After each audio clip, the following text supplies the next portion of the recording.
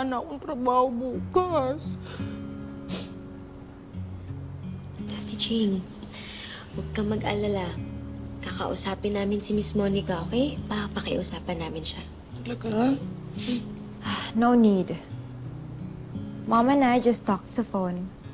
Kasama niya si Miss Monica. So, kinausap ko na rin.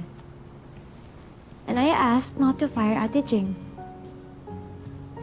Talaga? Totoo, Megan?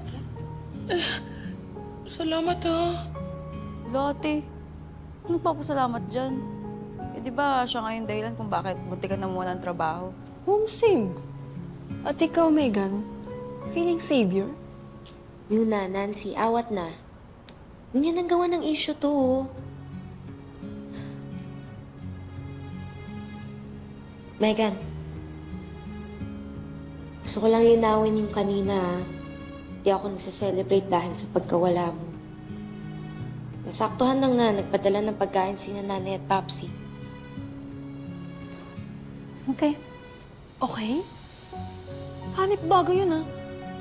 Ano to? Joke ba to? Walang beast mode? Walang trigger? Well, nakapagod naman na kasing awayin tong kaibigan niyo eh. Jenny, ceasefire na tayo, okay? But, don't talk to me about anything that's not Yumi or work. And then we're good. Okay. Kung yun naman yung gusto mo, eh. Totoo ba to? Ay! Yan ang gusto ko. Kung hindi nyo kayang maging magkaibigan, di wag na lang kayo maging enemies, di ba? Happy lang tayo, peaceful tayo dito sa Yumi House, di ba? May trabaho pa ako. Uy, group hug nyo naman ako. Love naman.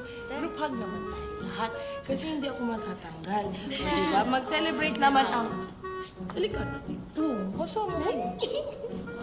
I-hug nyo naman si Ate G. Ay, mga babies ko. Matulog na, tara na. Thank you, may kadulog kayo. Good night, good night. I'm low-key proud of you, Meg. You're getting there. And before we know it, magiging friends na rin kayo ni Jenny. Not happening, Althea. Wait, what? Not in a million years. May binabala ka na naman ba kay Jenny?